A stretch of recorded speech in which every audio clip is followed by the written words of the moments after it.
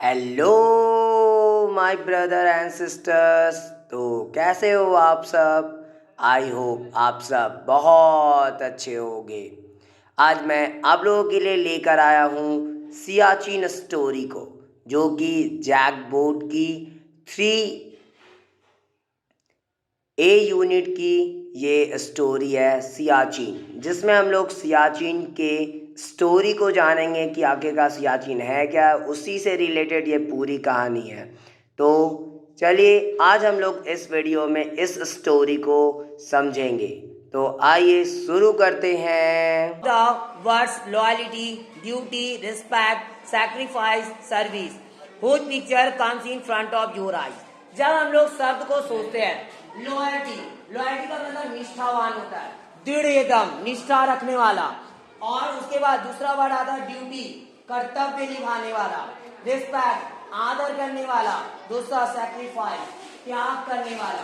और सर्विस, अपना सेवा देने वाला। अगर इसकी बात उठती है तो आपके सबसे पहले आपके मन में किसका फिगर आता है, किसका फेस सबसे पहले आता है आपके सामने? किसका आता है सामने जब ये सारी बातों की जब बात की जाती है शब्दों की? सैनिक के। क्योंकि ये इतना जो चीज है वो कोई एक सैनिक ही कर सकता है, कोई आम इंसान की बस की बात नहीं है कि इतने सारे चीजों को वो कर सके।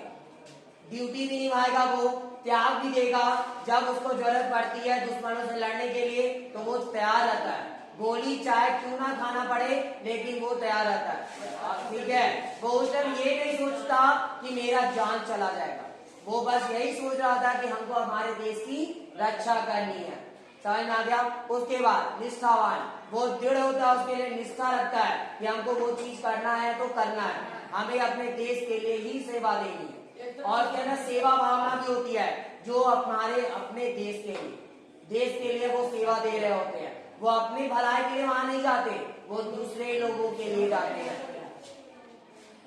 आदर, रिस्पेक्ट भी सबसे ज्यादा उनमें होता है। आदर वो देते हैं, हमारे तिरंगे को, हमारे देश के लोगों को, हर एक को वो सम्मान देते हैं।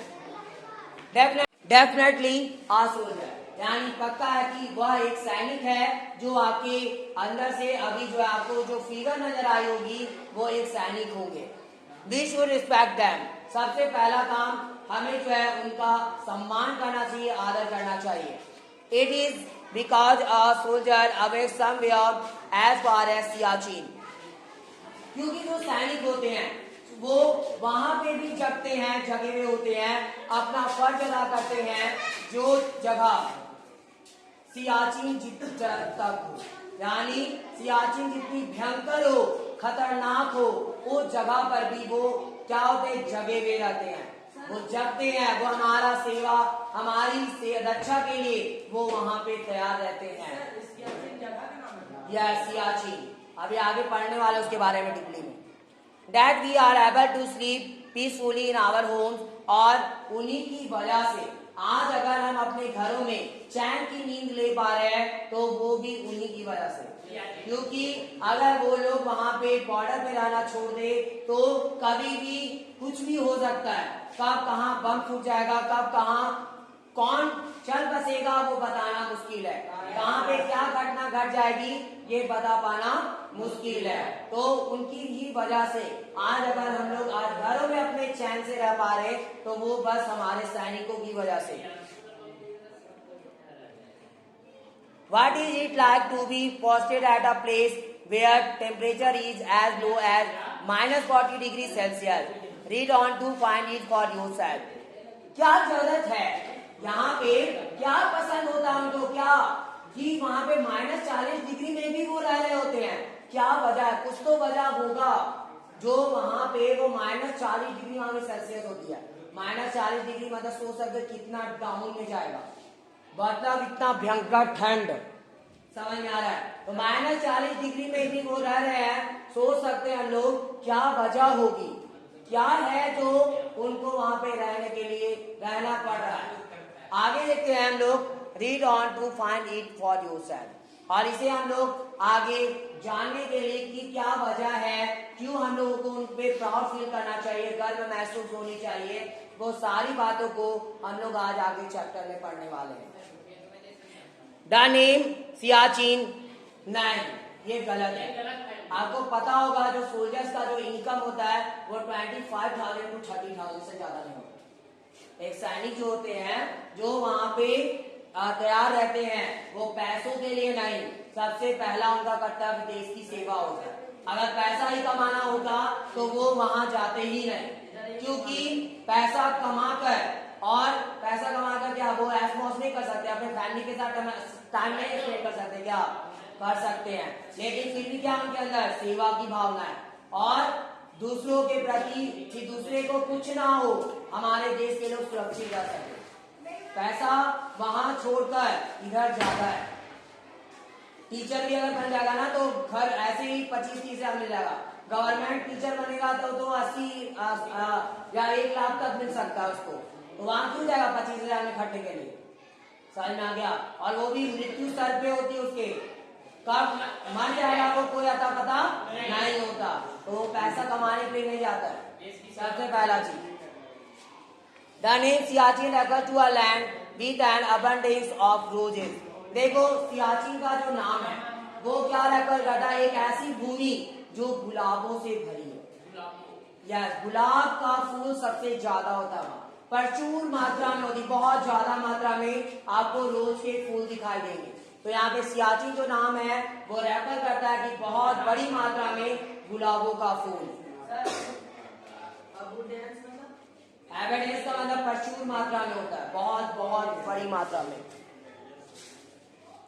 सिया इन द बाल्टी language refers to the rose family plant widely found in the region। Siya, देखो सियाचिन में एक आता सिया, SIA।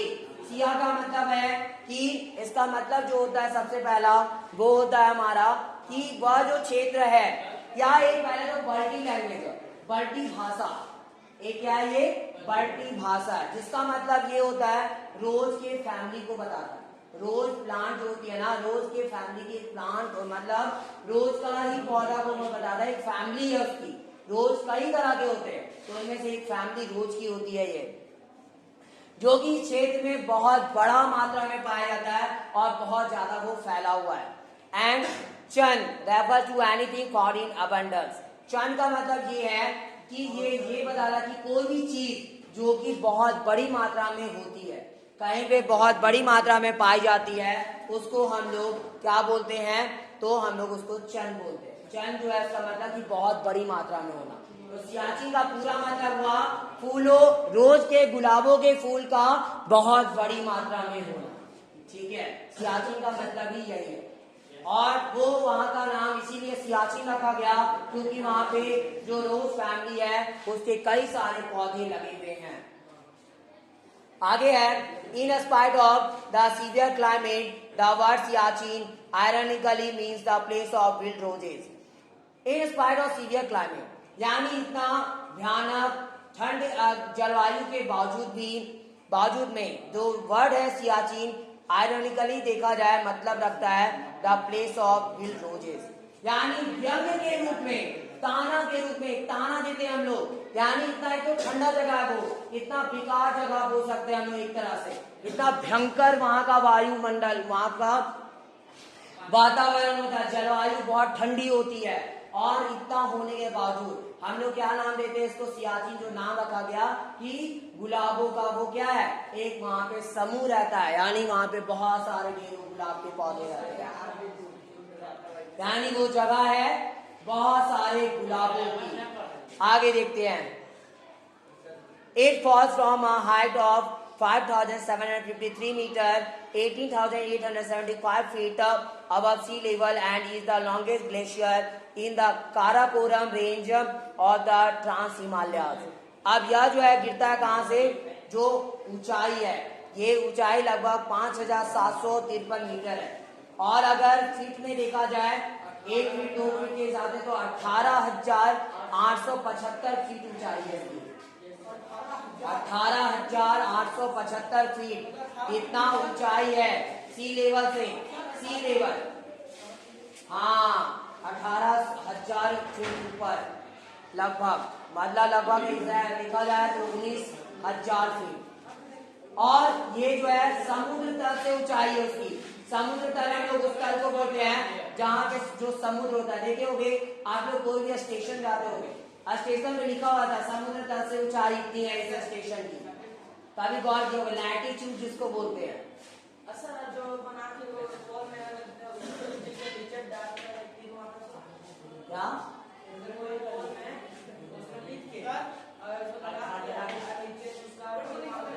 हाँ, तीर मारता वो समुद्र लेवल वहां पे लिखा है, सी लेवल कितना है यहाँ पे, ठीक है। समुद्र तल से ऊंचाई जिसको एल्टीट्यूड बोलते हैं, एल्टीट्यूड। और वो समुद्र तल से ऊंचाई को वो बता रहा होता है कि इतना ये समुद्र तल से ऊंचा है। तो जो चीज जो जगह समुद्र तल से ज्यादा ऊपर होगी वहां पे टेम्परेचर उतना डाउन जाएगा। जितना ऊपर जाएगा समुद्र तल से उतना टेम्परेचर डाउन होगा। आप अभी पहाड़ पे चढ़े होगे, ध्वजाधारी पहाड़ हमारा ये पास में है, कोई चढ़े होगे तो पता होगा अगर नीचे में जो है गर्मी है, ऊपर जाते जाते क्या होगा, मौसम ठंडा हो जाता है। ऐसा इसलिए होता है क्योंकि ऊंचाई पे जाते तो टेम्परेचर डाउन होता है, समझ में आ गया। तो जितना ऊपर जाओगे उतना टेम्परेचर डाउन होता चला जाएगा। ऊपर में हवा देता है फिर आगे देखते हैं। हाँ, मीटर में अगर देखा जाए तो 5753 है और फीट में बताया जाए तो वो 18,875 है। मतलब दोनों में माप के दिया है, मीटर में भी और फीट में भी। आगे देखते हैं। And is the longest glacier in the Karakoram range of trans Himalaya. Trans Himalaya का जो काराकोरम रेंज है उस क्षेत्र में यह सबसे लंबा ग्लेशियर है। सबसे लंबा ग्लेशियर हिमपात, ग्लेशियर हम लोग बोलते हैं जो बर्फ की बनी होती है, ठीक है। और ये सबसे लंबा ग्लेशियर अगर देखा जाए तो ये सियाचिन ग्लेशियर है, सबसे लंबा काराकोरम रेंज पर बनी है। कहाँ पे है ये, काराकोरम रेंज में, जो कि आपकी है ट्रांस हिमालयास। ट्रांस हिमालयास की जो काराकोरम रेंज है उसमें ये बनी हुई है, ये ग्लेशियर है, सबसे लंबी glacier. It is located just northeast of the point where the line of control between India and Pakistan ends up. और यह स्थित है just northeast of the point where, देखो लाइन ऑफ कंट्रोल जो है भारत और पाकिस्तान के बीच, यस भारत और पाकिस्तान का ये बॉर्डर है। तो लाइन ऑफ कंट्रोल जो है यहाँ पे, वहां जहाँ पे उसका पॉइंट है उसी के नॉर्थ ईस्ट पे है स्थित। कहाँ पे है, नॉर्थ ईस्ट साइड में। तो नॉर्थ ईस्ट में जो है ये जगह सियाचिन स्थित है, जो कि भारत और पाकिस्तान का लाइन ऑफ कंट्रोल है। The term line of control is the line that India and Pakistan have agreed upon for division of Kashmir since 1972। अब ये लाइन ऑफ कंट्रोल है क्या, लाइन ऑफ कंट्रोल ऐसा, लाइन ऑफ कंट्रोल जो है एक ऐसा लाइन है जब कभी क्या हुआ था 1972 ईस्वी में कश्मीर का जो डिवीजन किया गया था, कश्मीर को बांट दिया गया था। तो कश्मीर को जब बांटा गया था तो उस टाइम लाइन ऑफ कंट्रोल का निर्माण हुआ था, जो कि एक लाइन है भारत और पाकिस्तान की। Have agreed upon for division of Kashmir, Kashmir के डिवीजन के लिए जो है और उस टाइम एग्री किया गया था, उस लाइन को लाया गया था कि ठीक है तुम इतना कश्मीर रख लो तुम, ठीक है। 1972 ईस्वी में हुआ था ये। The land on one side is controlled by India, और जो भूमि है उस लाइन के एक तरफ की वो भारत के द्वारा कंट्रोल किया जाता है, और जो अदर साइड जो है वो पाकिस्तान के द्वारा कंट्रोल किया जाता है। मतलब आधा भारत का हिस्सा है और आधा जो है वो पाकिस्तान का हिस्सा है। Both India and Pakistan claim authority over the entire Siachen region. Between 1984 and 1999, frequent fighting took place between India and Pakistan to take control of the region. अब इंडिया और पाकिस्तान पता ही है बहुत दुश्मन देश है, ठीक है, बहुत बड़ा दुश्मनी है इंडिया का पाकिस्तान से या पाकिस्तान का, ठीक है। आप सोच सकते हो अगर वहां पे सैनिक ना हो तो क्या हो सकता है, समझ में आ रहा है। सोच सकते हैं आप लोग अगर वहां सैनिक ना होंगे तो क्या घटनाएं घट सकती है, समझ में आ रहा है। पाकिस्तान वाला ऐसे शांत रहता नहीं है, भले उसके बाद कुछ है नहीं औकात, लेकिन फिर भी वो शांत बैठता नहीं है, कुछ ना कुछ उधम जो है करते रहता है। India and Pakistan claim authority over the entire Siachen region between 1984 and 1999. Frequent fighting took place between India and Pakistan to take control over the region. देखो इंडिया और पाकिस्तान दोनों जो है वो यहाँ पे अपना शासन करते हैं, ठीक है। दोनों लोग जो है वो अपना अपना यहाँ पे शासन कर रहे होते हैं। जो इंडिया है वो अपने साइड पे और जो पाकिस्तान है वो अपने साइड पर। बीच में line over the entire Siachen region, और यह जो सियाचिन क्षेत्र है उसके ऊपर में Between 1984 and 1999, 1984 और 1999 के बीच में अगर बात की जाए, frequent fighting took place between India and Pakistan to take control of the region. इस रीजन के कंट्रोल में, ठीक है, इस क्षेत्र के कंट्रोल के लिए कई सारे जो है बहुत बार यहाँ पे युद्ध भी छिड़े इंडिया और पाकिस्तान के बीच में। Siachen Glacier with all major passes is currently under the administration of India since 1984 and forms part of the Leh district of Ladakh. While Pakistan controls the region west of Saltoro Reef. India has also built the world's highest helipad on this glacier at a place called Sonam, which is 21,000 feet above the sea level. देखो यहाँ पे अगर बात की जाए तो यहाँ पे इस बीच में जो 2 ईयर के बीच में हम बात किए 1984 से लेकर 1999 के बीच में बहुत सारी लड़ाइयाँ देखी गई, बहुत बार बहुत हानि भी बहुत हुई थी और यहाँ पे कई सारे सैनिक जो है वो शहीद भी हो गए थे, ठीक है। जिसमें हम आपको पहले ही बताया पाकिस्तान वाला ऐसा मतलब होता है बिना मतलब का वो लड़ाई करना चाहता है, वो शांत कभी भी बैठ नहीं सकता।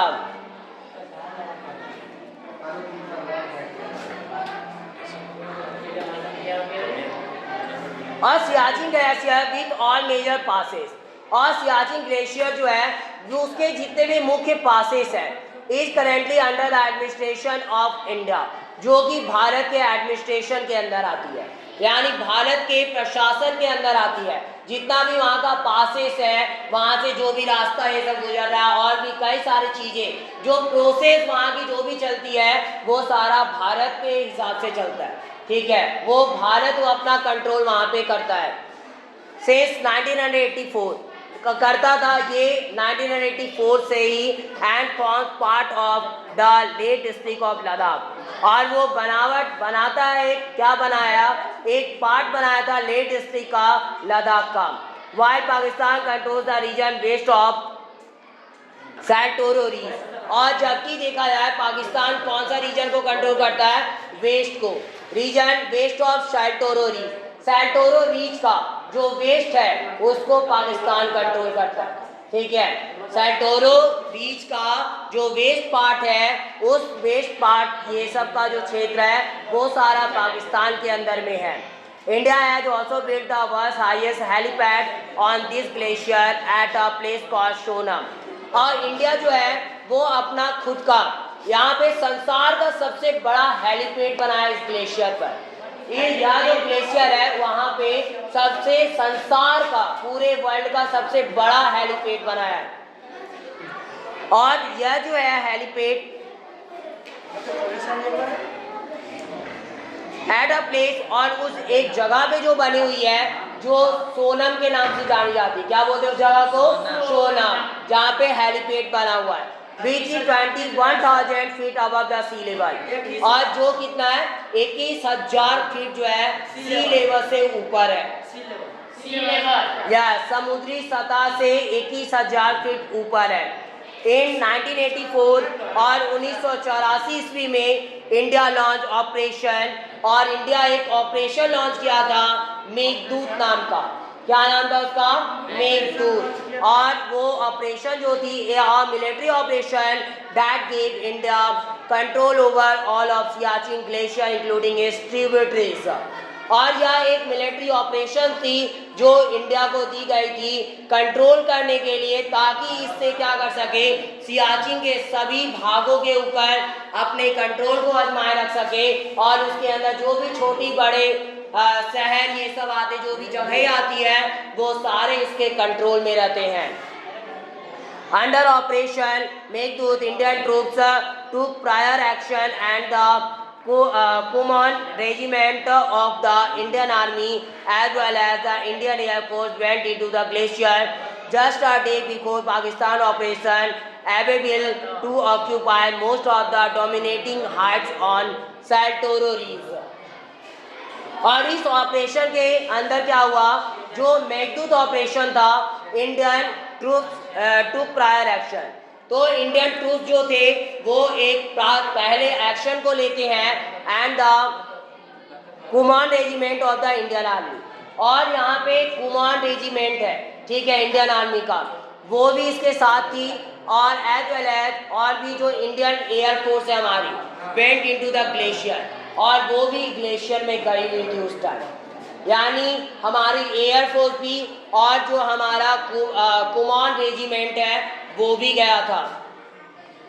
जस्ट अ डे, एक दिन केवल बिफोर पाकिस्तान ऑपरेशन एबेविल, और जस्ट पाकिस्तान का जो ऑपरेशन चला था एबेविल नाम का, उसके जस्ट पहले ही, to occupy most of the dominating heights on Saltoro reef, क्या करने के लिए, वो ऑक्यूपाई करने के लिए गया था अपने ज़्यादा से ज़्यादा जो भी उसके डोमिनेटिंग हाइट्स थे सैल्टोरो रीफ के। सैल्टोरो रीफ जो था ना, उसका जो भी शासित किया हुआ जो जगह था, उस पे वो क्या करने के, उसको ऑक्यूपाई करने के लिए, उसको देख रेख करने के लिए, उसको घेरने के लिए वो गया हुआ था। क्या हाँ क्या बोलते, हाँ वो पाकिस्तान वाले गए थे ना, ठीक है, वो अपना उसका जो सैल्टोरो रीच है ना, उसके ज्यादा से ज्यादा भागों को ऑक्यूपाई करने के लिए। Not all soldiers die here of enemy action. Some die because of blood clot in the lungs caused by the thin air on the high mountains. देखो यहाँ पे सभी सैनिक जो है वो कोई दुश्मन के एक्शन की वजह से नहीं मरते, यहाँ पे ज़्यादा से ज़्यादा सैनिक जो मारे जाते हैं वो उनकी वजह जो होती है ब्लड क्लॉट की, खून का थक्का जम जाना। ब्लड क्लॉट क्या होता है ना, खून का थक्का होता है। आप देखे होगे जब आपके कट जाते हो कहीं से तो ब्लड जब निकलती है तो थोड़ा कभी कभी जो है गाढ़ा किसी का खून निकलता है, ठीक है, तो वो क्या होता है, दिन प्रतिदिन क्या होती है, उतनी ठंडी हवा वहाँ पे चलती है, उस ठंडी हवा के कारण बहुत महीन हवा चलेगी, बहुत ठंडी वाली हवा, और उससे क्या होता है, सैनिकों के जो लंग्स होते हैं, और लंग्स वही ब्लड क्लॉट जो है वो जम जाती है, खून के थक्के जम जाते हैं लंग्स में, और जिसकी वजह से कई सारे सैनिक जो है वो शहीद हो जाते हैं। मतलब दुश्मनों का अटैक नहीं भी होता है फिर भी उनके लिए वहाँ पे जीना बहुत मुश्किल है, लेकिन फिर भी हमारी देश की रक्षा के लिए वो लोग वहाँ पे शासन करते हैं, वहाँ पे रहते हैं और हमारी देश की रक्षा करते हैं। इसलिए 4 साल का कोर्स कर दिया sir. High mountains on an average, an Indian soldier is killed every other day due to extreme weather conditions, और लगभग एक एवरेज पर देखा जाए तो एक इंडियन सोल्जर जो है वो प्रत्येक दूसरे दिन मारा जाता है। इतना ज़्यादा मौसम वहाँ का कंडीशन है, इतना बड़ा भयंकर है कि उस वजह से प्रत्येक दिन की औसत अगर बात की जाए तो प्रत्येक दिन एक सैनिक शहीद हो जाता है। सोच सकते हो कितना बुरा कंडीशन है, एक सैनिक प्रत्येक दिन मारा जाता है। अरे वो एक इमेजिन किया है, कल्पना करके बताया है। और अब इस वीडियो में इतना ही, बाकी बचे हुए स्टोरी को हम लोग नेक्स्ट वीडियो में समझेंगे। और अगर आपको यह वीडियो पसंद आई हो तो प्लीज़ मेरे इस वीडियो को लाइक ज़रूर करें और ज़्यादा से ज़्यादा शेयर करें ताकि और भी बच्चों को ये स्टोरी की एक्सप्लेनेशन समझ में आ सके और वो भी देख सके। और मेरे इस चैनल को सब्सक्राइब भी ज़रूर करें ताकि मेरी आगे आने वाली वीडियो की नोटिफिकेशन आपको सबसे पहले मिल सके। Thanks for watching my video. Have a nice day.